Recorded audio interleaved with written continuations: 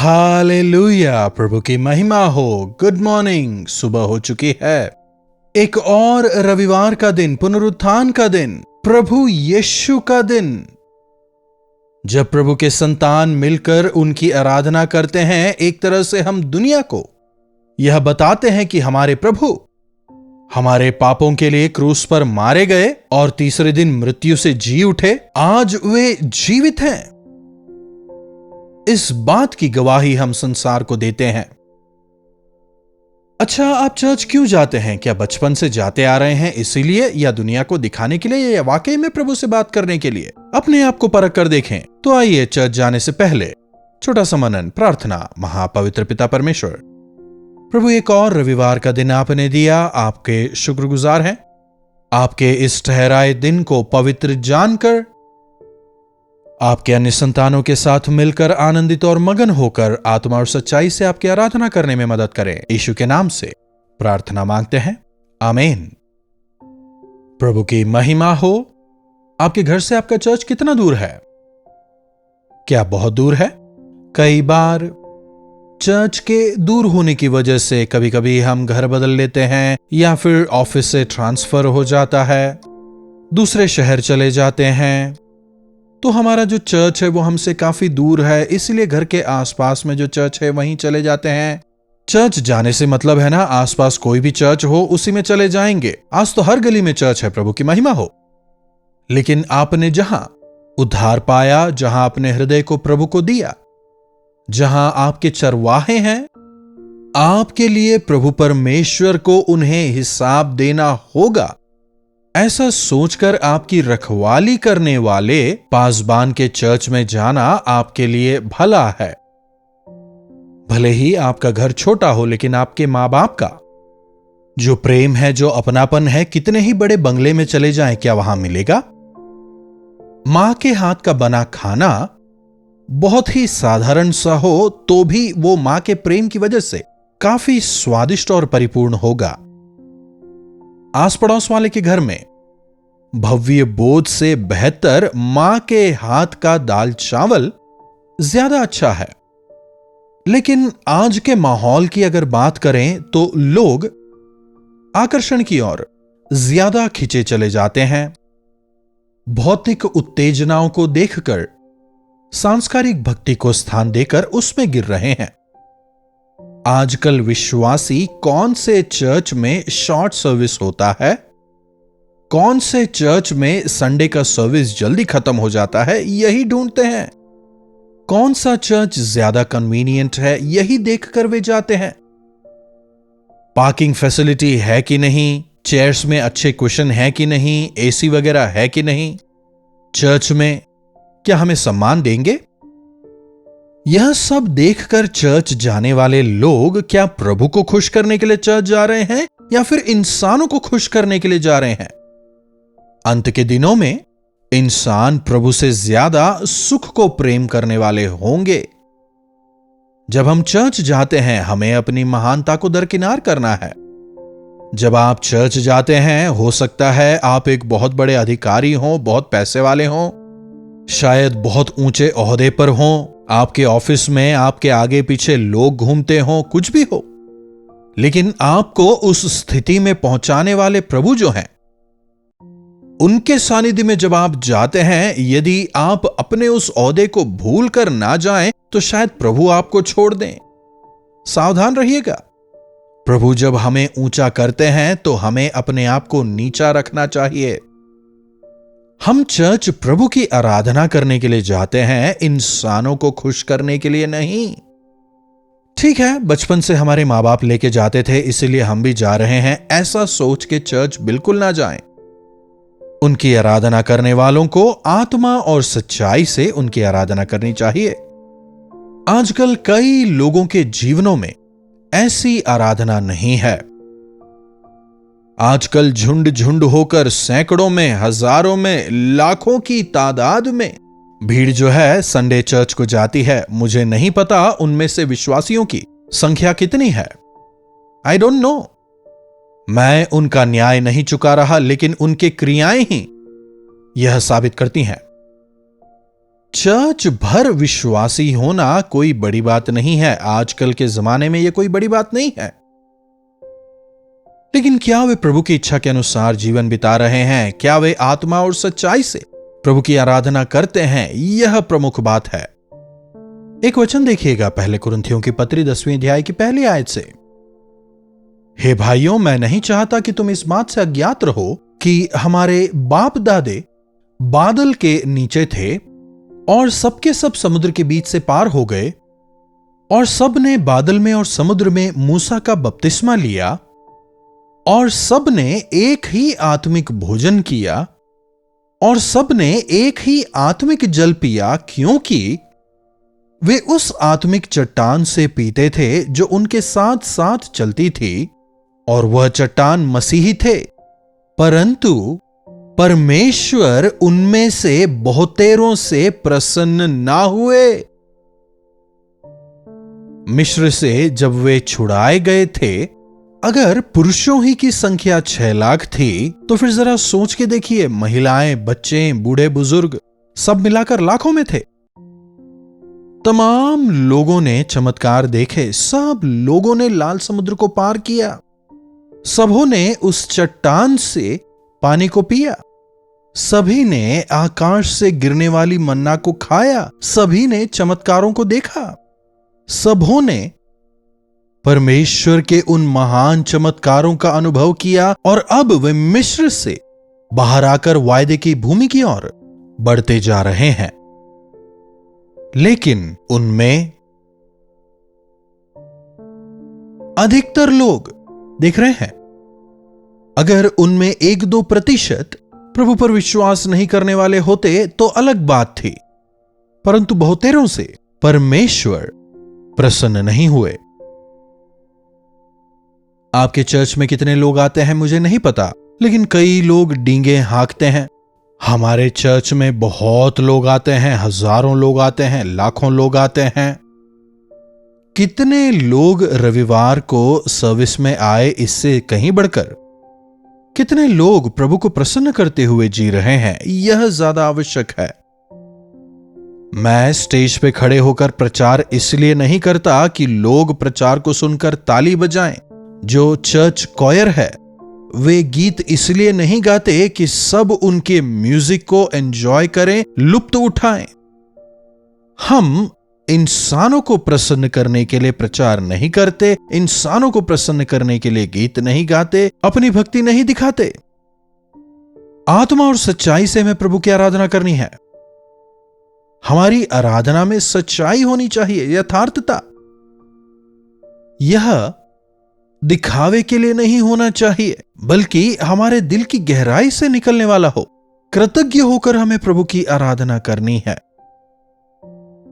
दिल की गहराई से प्रार्थना, विनती प्रभु के सामने निकलनी चाहिए। पूरी सतर्कता से हमें प्रभु के वचन को सुनना चाहिए। एक शब्द भी इधर उधर हम मिस ना करें, पूरे ध्यान से सुने।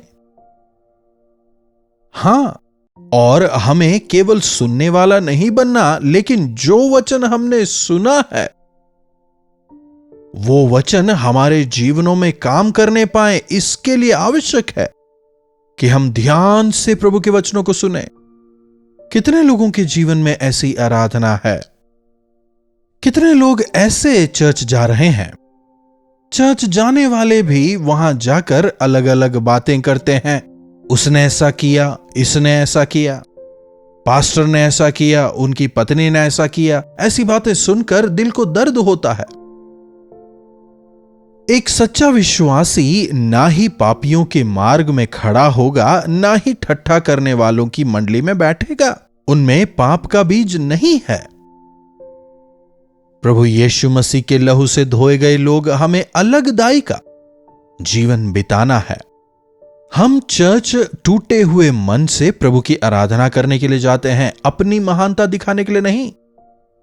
लेकिन आज कई लोगों को देखिए, मुझे प्रार्थना करने के लिए नहीं बुलाया इसलिए मैं चर्च नहीं जाऊंगा, गवाही देने का टाइम नहीं दिया इसलिए नहीं आऊंगा, इस चर्च में मेरी कोई इज्जत नहीं करता, कोई मुझ पर ध्यान नहीं देता, इसीलिए मैं किसी और चर्च में चला जाऊंगा। इस प्रकार की बातें एक विश्वासी को शोभा नहीं देती। यह गलत है। याद रखें कि आप एक पास्टर के घर नहीं जा रहे, आप किसी क्लब हाउस में पार्टी मनाने के लिए नहीं जा रहे हैं, आप जीवित परमेश्वर के सानिध्य में जा रहे हैं। परमेश्वर के भवन में, परमेश्वर के सानिध्य में जा रहे हैं। प्रभु के अन्य संतानों के साथ मिलकर जीवित परमेश्वर की आराधना करने जा रहे हैं। वहां हमें सबों के साथ में मिलकर रहना सीखना है। चाहे वो कोई भी हो, हम सभी प्रभु की नजरों में उनके संतान ही हैं। एक बार क्वीन विक्टोरिया जो हैं, वो चर्च को जाती हैं। वो इंग्लैंड की रानी है ना, तो जब वो चर्च जाती हैं तो प्रभु के मेज के दौरान पहले लॉर्ड सपर कैसे दिया जाता था? लोग आगे आते थे और प्रभु के जो सेवक होते हैं, जो आगे 10-15 लोग हैं, उन्हें रोटी और दाखरस दिया जाता है। फिर वे जाते हैं, फिर अगली पंक्ति आती है। लेकिन आजकल ज्यादा विश्वासियों की वजह से रोटी को पास्टर तोड़ते हैं, सहयोगियों को देते हैं और वे विश्वासियों में बांटते हैं। लेकिन लॉकडाउन के बाद में एक नई चीज आई है। रेडीमेड जूस और एक छोटा सा वेफर पहले से ही पैक करके रखा गया होता है।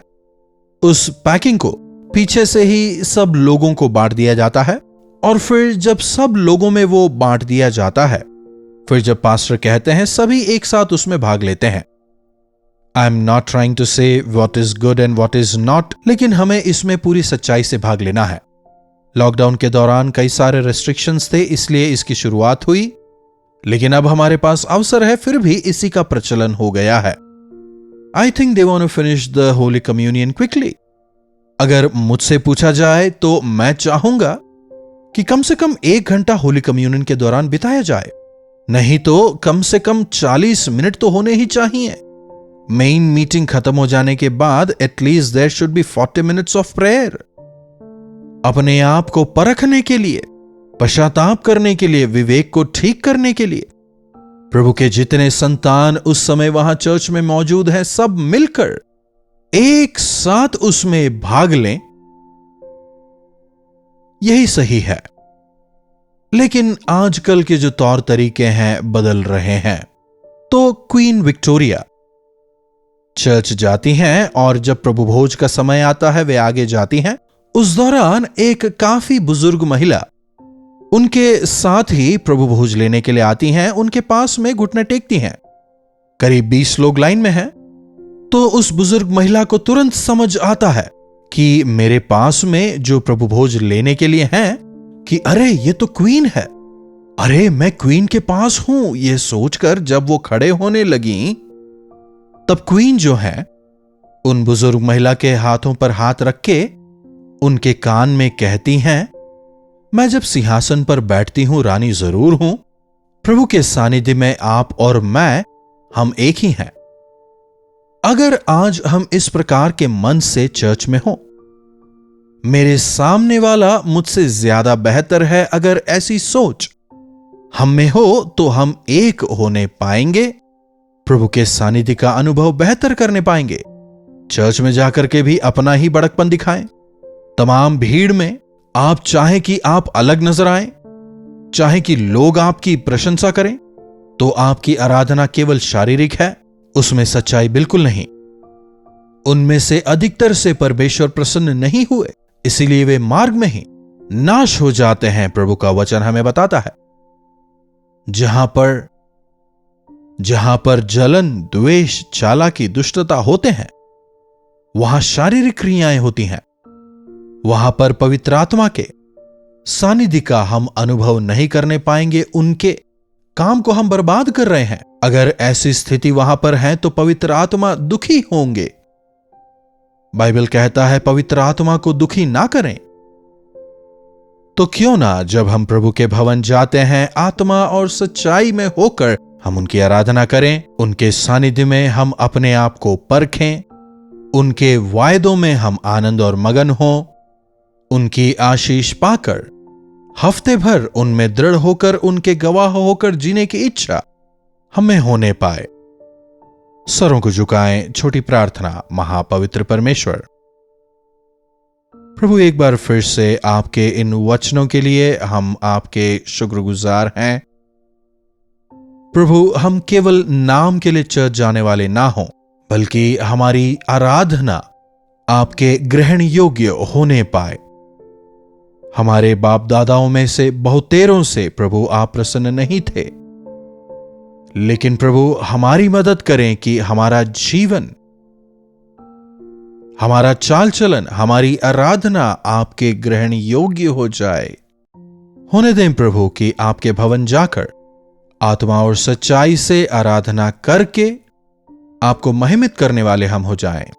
यीशु के नाम से प्रार्थना मांगते हैं, आमीन। अब हमारे पिता परमेश्वर का प्रेम, प्रभु यीशु मसीह का अनुग्रह, पवित्र आत्मा की संगति और सहभागिता हमें से प्रत्येक के साथ आज, कल और सर्वदा बनी रहे, आमीन। प्रभु परमेश्वर की महिमा हो। अपने प्रार्थना विषयों को आप हमें 9884907779 पर व्हाट्सएप, वॉइस मैसेज या फिर टेक्स्ट के जरिए भेज सकते हैं। हमें आपसे सुनकर प्रसन्नता होगी। हम अवश्य आपके लिए प्रार्थना करेंगे। प्रभु जरूर चमत्कार करेंगे। जरूर जाएं, आत्मा और सच्चाई से प्रभु की आराधना करें, प्रभु की आशीष में बढ़ते चले जाएं, प्रभु के गवाह होकर जीवन बिताएं। इन्हीं वचनों के साथ आज मैं आपसे विदा लेता हूं। प्रभु का अनुग्रह हम सबों पर निरंतर बना रहे।